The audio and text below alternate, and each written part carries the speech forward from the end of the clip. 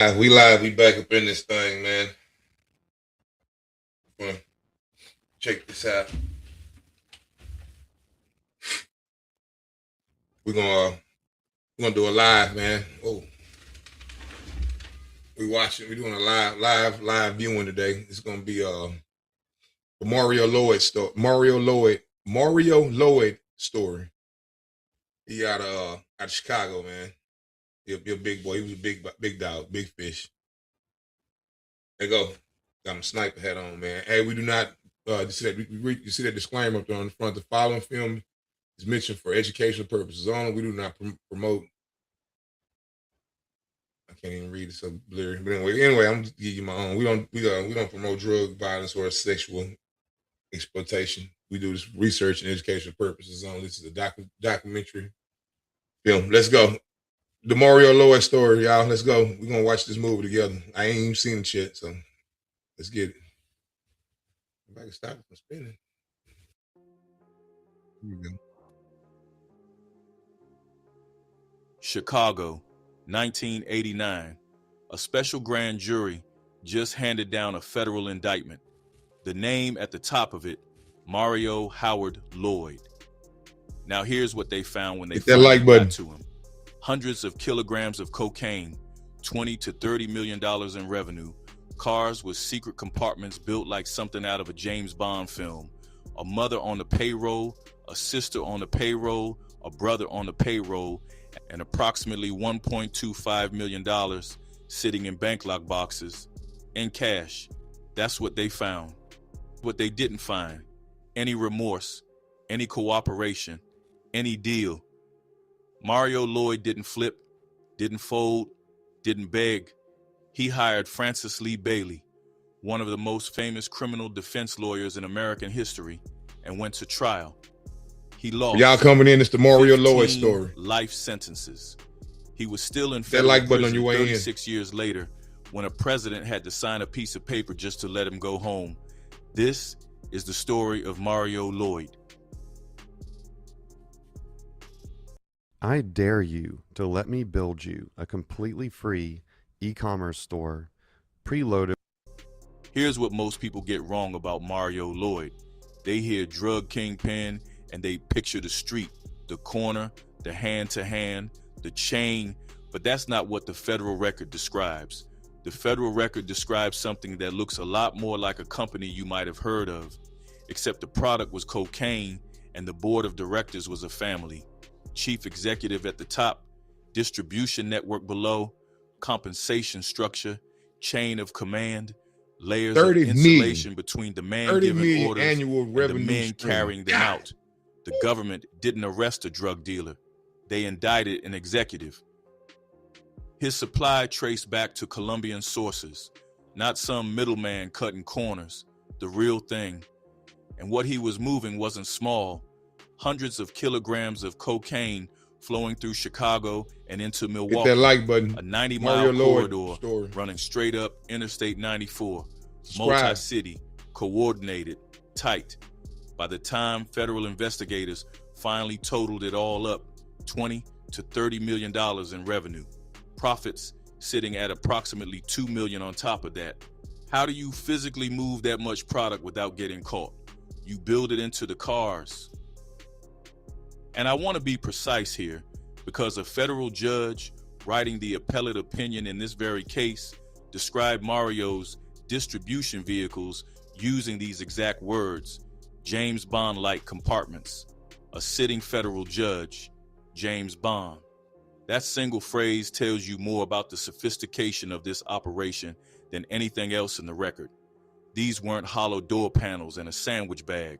These were purpose-built concealment systems, engineered, custom fabricated, expensive to build, nearly impossible to find unless you knew exactly what you were looking for. In that world, there's a name for what Mario built. They call it insulation, not loyalty, not muscle, not product. Insulation, the deliberate construction of human distance between the man with the plan and the men taking the risk. Charles on distribution, Cuzo on distribution, That workers like button, beneath them, subscribe on y'all way out. If lieutenants y'all gonna leave, managing make the sure y'all still workers, hit that like button. each one Hit the compensated, sub button, subscribe. each one loyal, Trying to get to right up 500 until likes they by weren't. May. I mean, The 500 ones who subs run the by May. longest aren't the There ones go. who work the hardest. They're the ones who touch it the least. Mario understood that. For years, it kept him standing. Mario didn't hire accountants. He didn't hire financial advisors. He hired his mother. He hired his sister. He hired his brother. Blood in, blood in, blood in. His mother, Connie Walker. His sister, Antoinette Lloyd. His brother, Charles. All of them on the payroll. All of them laundering drug proceeds through real estate purchases, townhouses, condominiums, expensive cars, furs, jewelry, the whole lifestyle, purchased legally with very illegal money. Now, the first time Mario tried to clean cash at scale, he walked into a real estate closing with his mother and put $53,000 on the table. In a grocery sack, cash, in a bag, like leftovers. The bank flagged it immediately, informed him they were legally required to report the transaction to the IRS. Mario walked out of that closing having learned something valuable. You can't just show up with a sack. So he adapted. He spread it out. Smaller transactions, multiple institutions, all carefully kept below the threshold that would trigger a federal report. Technically legal looking on the surface, actually a federal crime called structuring, and every single transaction left a paper trail. He was smart enough to learn from his mistakes. That's either impressive or terrifying, depending on where you're sitting. What they couldn't spend, they stashed. Federal agents executing search warrants found approximately $1.25 million and cash sitting across 3 separate bank lock boxes. Now hold on, I need you to sit with this next part. While all of this was happening, while the furs were being bought and the condominiums were closing and the lock boxes were filling up, Connie Walker, Charles, and Antoinette were simultaneously collecting public aid, government assistance, arriving at the same addresses where drug money was purchasing luxury goods. Not one of them filed a tax return, except Charles, who reported a $1,900 loss from his automobile business. A $1,900 loss? The man was moving cocaine for a $20 to $30 million operation and told the IRS he lost $1,900 selling cars. I don't even know if you're supposed to laugh at this I'm laughing or not, but I'll say this. When that indictment finally dropped, it didn't just come for Mario. It came for everybody. His whole family ended up sitting at that defense table. Every single one of them. It's cold. Bob told us that they were going to test the alien craft that night. Every operation built on loyalty is only as strong as the moment that loyalty gets tested. Mario's got tested in a federal courthouse. When investigators started building the case, they didn't need to work that hard to find witnesses. They already had them, former workers, former distributors, men who had moved Mario's product, taken Mario's money, and were now sitting across from federal prosecutors facing serious time of their own. The math wasn't complicated. Cooperate, and maybe you see your family again before you're old. Stay loyal, and you go down with the ship. One by one, they talked. Key among them, a man named Troy Shelton. Shelton had worked for Mario, for Charles, and for Ronald Jackson at different points. At trial, he testified in detail about cocaine distribution across the operation. His testimony was damaging, direct, specific. Then came the twist. After the trial, Shelton found himself sharing a jail cell with Ronald Jackson, one of the men he had just testified against. And from inside that cell, he wrote a letter. In it, he claimed, quote, "Everything I testified to under oath about Ronald Jackson was a lie, and the government made me say everything about Ronald Jackson so they could get a conviction," unquote. Jackson used it to request a new trial. Mario tried to use it too, even though the letter never mentioned his name once. Every court that reviewed it said no. It's the Mario Lloyd story, y'all. Here's what the record Mario shows. Lloyd out of Chicago. Hit that like button. A man writes a recantation letter while physically sitting next to one of the defendants he testified against. The letter covers that defendant specifically and somehow doesn't mention the kingpin at all. You decide what that means. Meanwhile, Mario's defense strategy was operating on a completely different level. He didn't show up with a public defender. He hired Francis Lee Bailey. If you don't know that name, Bailey was already a legend by 1989. Sam Shepard, Patty Hearst, later O.J. Simpson's dream team, one of the highest profile criminal defense attorneys in American history. A second attorney, Kenneth Fishman, served as co-counsel. Mario came to fight. But here's the thing about Francis Lee Bailey that nobody mentions in this context. The man Mario paid to keep him out of prison in 1996 spent over 40 days in federal prison himself. Contempt of court. Failed to account for $3 million belonging to a client. He didn't panic. People like him never do.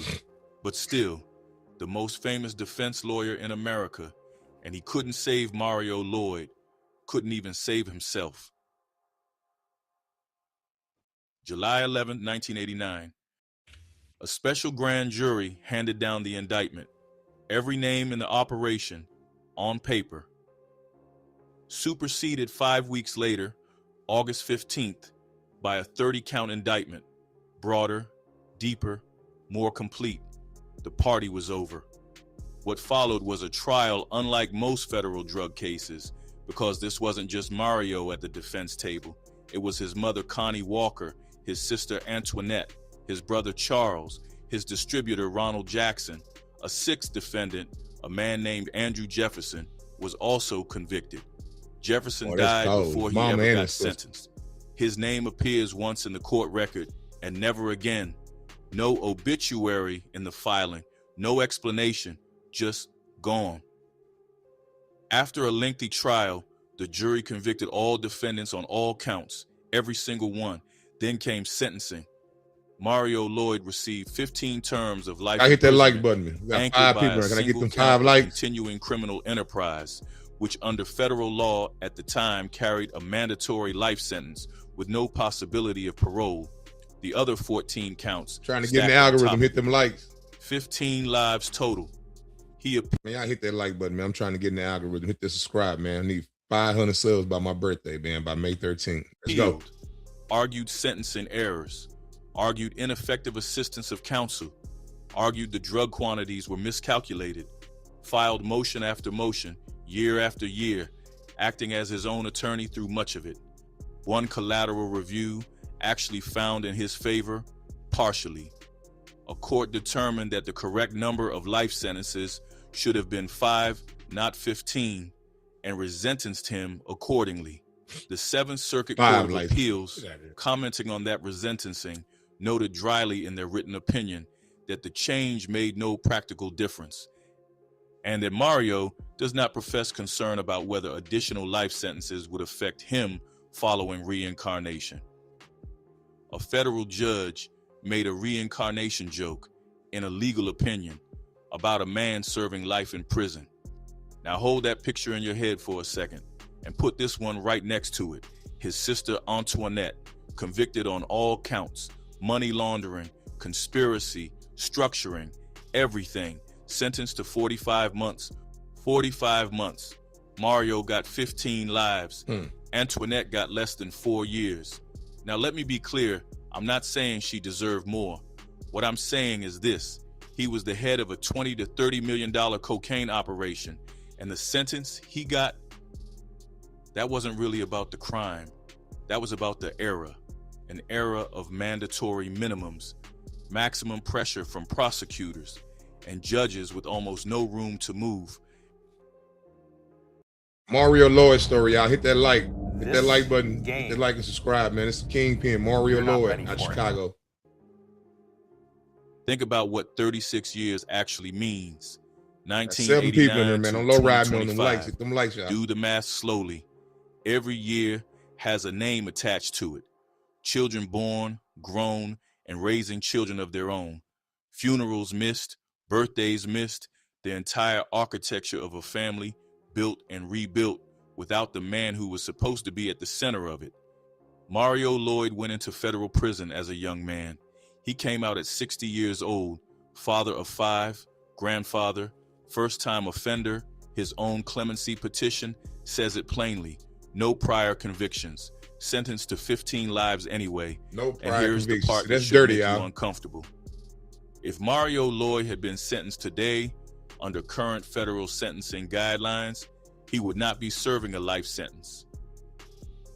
The law changed. The understanding changed. The science changed. That's that Obama law. Congress itself eventually looked back at the sentencing He got era 15 life that sentences, produced but today he Mario's would have had outcome 36 and years. said, we got this wrong. In 2010, the Fair Sentencing Act tried to correct decades of racially disparate drug sentencing. In 2018, that like button, we got the 8 First people in the Step chat, Act man. made those corrections that like button, hit that subscribe. retroactive. We're trying to get to Meaning 500 people subs. already inside could petition for reduced sentences.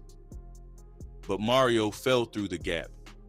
His offense involved powder cocaine, not crack. The crack and powder disparity reforms that unlocked doors for thousands of other incarcerated men didn't automatically apply to him.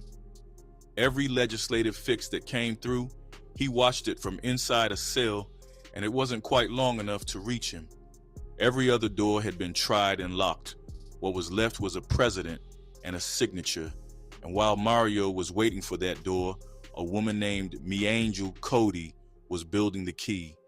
Cody is a Chicago attorney, founder of the Decarceration Law Firm, a Black women-powered law firm that represents clients facing life sentences for drug convictions. For free, she has walked more than 40 people out of federal prison, 40 human beings who were told they would die inside. She got them home. She doesn't have a private jet. She doesn't have a celebrity co-signer.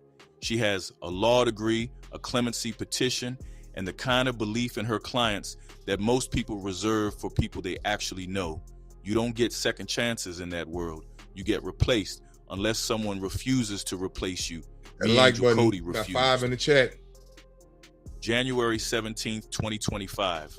Mario 3 days Lloyd before story. the end of his term, Joe Biden, with 72 hours left in his administration, signed commutations for nearly 2,500 people convicted of nonviolent drug offenses.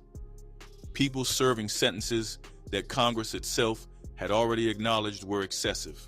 People who had been waiting, some of them for decades, for the law to catch up to what everyone already knew. Mario Lloyd's name was on that list. Let me tell you what that moment actually required to happen. It required 36 years of incarceration. It required a family that didn't stop fighting. It required a change.org petition that collected thousands of signatures from strangers who had never met the man. It required letters written, donations made, prayers said. It required Angel Cody, working for free, to build a clemency petition compelling enough to land on the desk of a sitting president in the last 72 hours of his term. And it required one signature. Now, I want you to hold 2 images in your mind simultaneously. Image 1, 1989. Mario Lloyd walks into a federal courthouse with Francis Lee Bailey at his side, one of the most celebrated criminal defense lawyers in American history, a man who had stood next to Patty Hearst, next to Sam Shepard, who would later stand next to O.J. Simpson, a legal legend, expensive, renowned, untouchable. He lost. Image 2, 2025, a Black woman from Chicago, no celebrity co-signer, no private jet, no dream team, files a clemency petition on behalf of a 60-year-old grandfather she represents for free. She won. Francis Lee Bailey died in 2021, disbarred, broke, his law license stripped in Florida and Massachusetts after he transferred millions in client assets, stock belonging to a convicted drug smuggler, into his own account. The most famous defense lawyer of his generation, getting it in, wasn't it, y'all? gone before he could see the outcome of the case he couldn't win. Angel Cody is still working, still picking locks, still getting people home, and Mario Lloyd, in the summer of 2025, walked out of federal prison and was received by his children, his grandchildren, his nieces and nephews, a family that has spent 36 years waiting at a door that the law kept telling them was permanently closed. Is that justice? I honestly don't know. But I'll tell you what I do know. The same system that gave Mario Lloyd 15 life sentences doesn't even stand on that kind of sentence anymore. The laws that created it, they've been changed, rewritten, some of them completely thrown out. So what you're left with is this: the sentence stayed long after the logic behind it disappeared, and a man had to sit there for 36 years to find that out. Choose from thousands of realistic voices to use in your content. Change the way you record podcasts, voiceovers, and branded content with the... All right, y'all. That was Mario Lloyd, Kingpin out of Chicago, man. Just wanted to bring out another good one. You know, this type of stuff I be watching, man. All right, calm down. All right, with that one being said, man, we're gonna end this segment. I'll probably get back with y'all tomorrow, man. I gotta go punch you in my other clock. My family clock. I've been in here playing on this YouTube for a couple of hours now, and gave y'all three little videos today.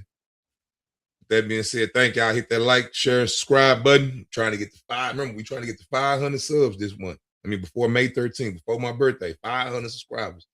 So y'all got to keep hitting that like button, man. That like button is just pushing it to other people so other people can see it.